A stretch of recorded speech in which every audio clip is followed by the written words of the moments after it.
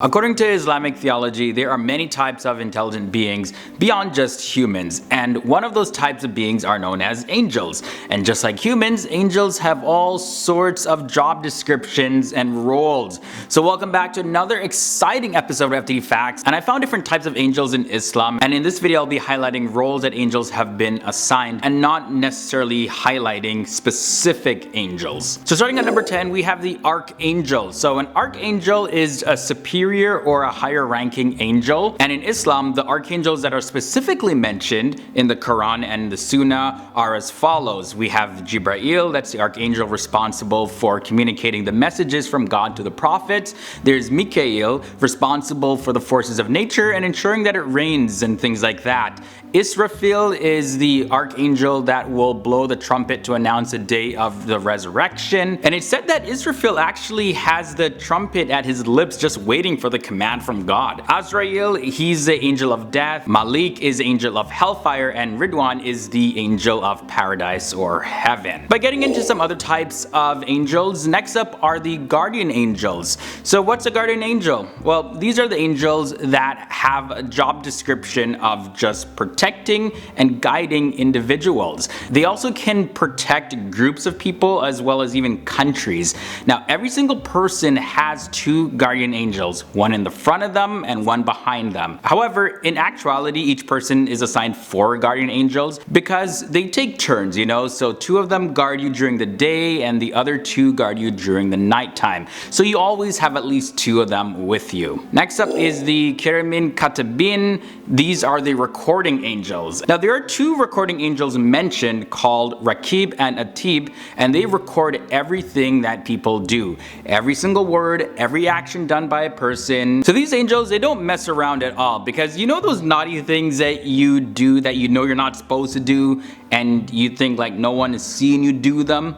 Yeah, they record those stuff too. Ishim is next up at number 7. So the Ishim are angels that are said to have the closest relationship to what we as human beings are doing on a day-to-day basis. There was an angel made up of half ice and half fire, often portrayed with the name Habib. Now, this angel was encountered by the Prophet Muhammad during his night journey in the first heaven. The angel Jibreel told the Prophet Muhammad that this angel offers advice to the believers on earth and actually prays for them. At number 6, we have the angels of death. Neziat and Neshitet are 2 classes of death angels that are subordinates to Azrael, who is the archangel of death that I mentioned in number 10. Now, these angels are responsible for taking the souls of those who pass away.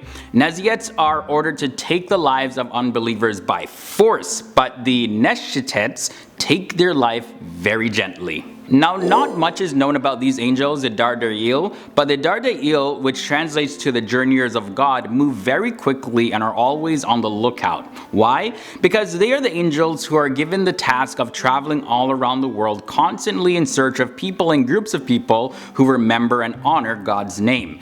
There's also an angel named Dardail that is invoked during exorcism, but I'm not exactly sure if they're connected. Zebeniye is next, and the Zebeniye are known as the forces of hell, and they torment the sinners.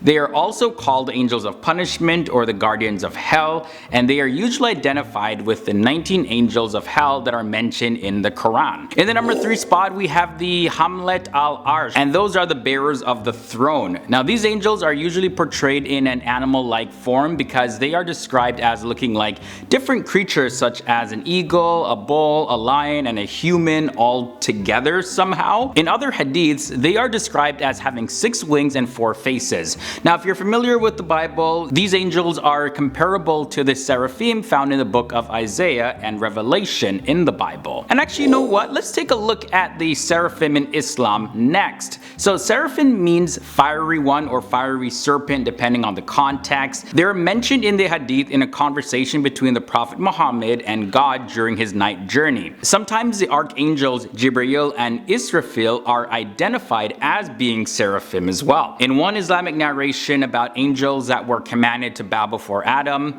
Iblis is said to have refused to bow because he was a seraph himself, made from fire, and was better than Adam. And the final group of angels to look at are the cherubim. So the cherubim are mentioned in Islamic traditions, however they're not mentioned in the Quran.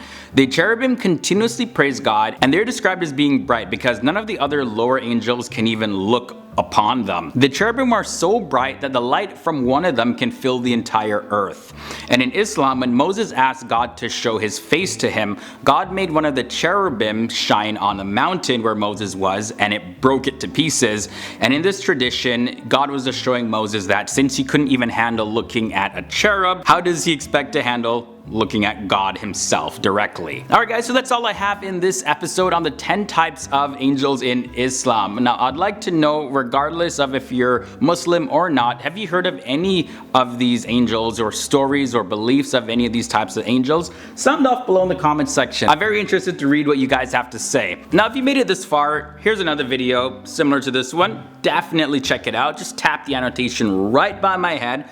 I also have links down below in the video description to my social media, so follow me on Instagram, shoot me a message and I'll get back to you as soon as possible. And if you haven't done so already, hit that subscribe button and ring that bell to keep up to date with our daily episodes here on FTD Facts.